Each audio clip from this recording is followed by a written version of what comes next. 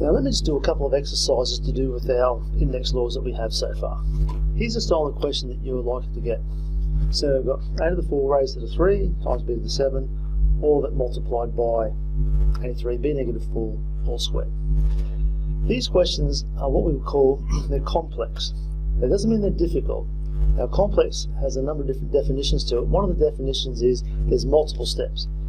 These index questions that you're going to get will have multiple steps, which makes them complex.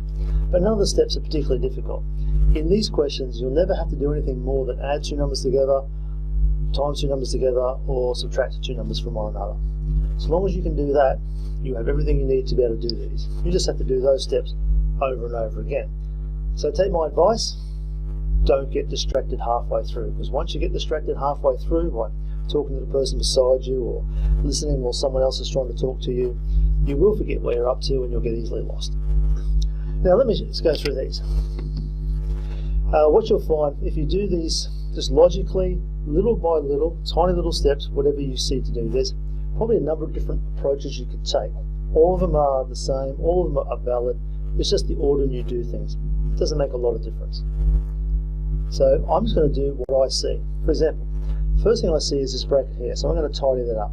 a to the 4 times a to the 4 raised to the 3 is going to give me a to the 12. I'm going to leave the b to the 7 as is. And now I'm going to tidy this bracket up.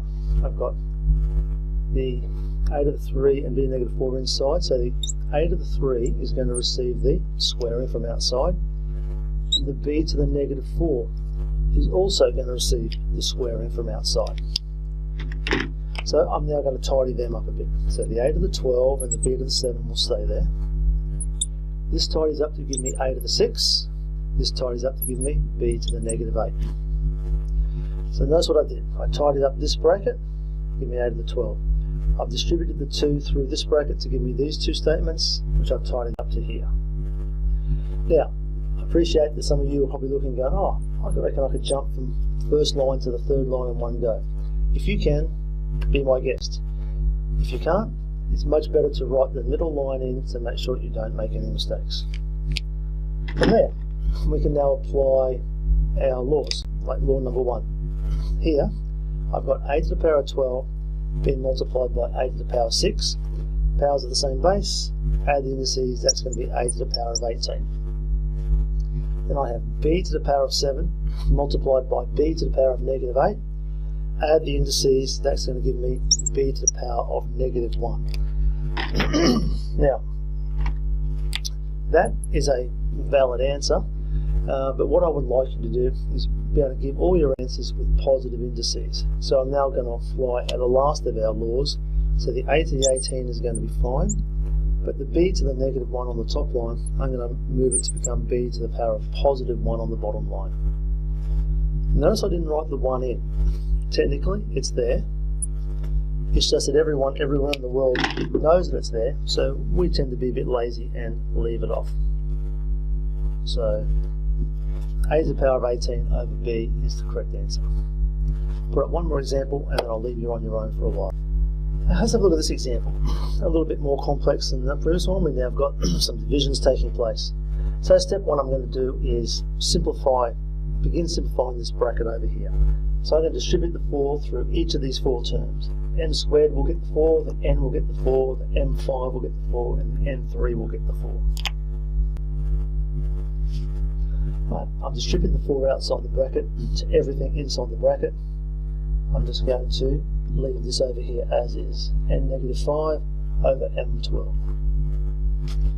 Now, I'll just tidy this up and see what the next line looks like. Right, so far so good. I've now taken my starting line, I've got it down to here, it's looking a little bit more simple already. Like I said in the previous example, if you can see how to jump from this line to this line in one step, be my guest. Now, here, dividing by a fraction.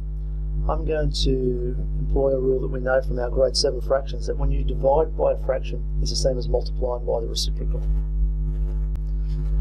Alright, so I've changed my divide to multiply and turn my fraction upside down. Notice that I've just turned the fraction upside down and that's all I've done. The negative on the top line has stayed negative on the bottom line. The positive on the bottom line has stayed positive on the top line. I haven't moved fractions from one line to another. I'm using divide to become multiply, which means the fraction has to turn upside down. Nothing else changes. If I wanted to, I could now go and move this n5 to the top line if I wanted to. No real gain, no real loss either. You can do it if you wanted to, but let's see what the next line gives us from here. Now from here, you could do a number of different things. Everything is multiplied and divided. So if I wanted to, I could combine my m's here, m8 divided by m20. If I wanted to, I can combine my m's this way, m8 times m12. It makes no difference, you're going to get exactly the same answer. So what I'm going to do is I am going to combine my m's on the top line. So I'm going to have m8 multiplied by m12 to give m20. M's on the top line are taken care of. I've still got my m20 on the bottom line. Now I have a look at my n's. Now, I could do n4 divided by n12 if I wanted to, or I could do n12 multiplied by n-5 if I wanted to. I'm going to do the n12 times n-5. This one times this one. So you times them together, you add the indices. 12 plus -5 is 7. And I'm still left with my n to the power 4 on the top line. From there, let's now tidy it all up. M to the power 20 divided by m to the power 20. No matter how you think of it, the answer is going to come to 1. Because I have a number divided by itself, the answer will be 1. If I use my index laws, because they've been divided, I subtract the indices. 20 divided by 20 is 0. I have m to the power 0, which of course we know from rule number 3 is equal to 1. So that cancels out, that just comes to 1. I'm now left with n to the power 4 divided by n to the power 7. Now, you could give your answer in one of two ways.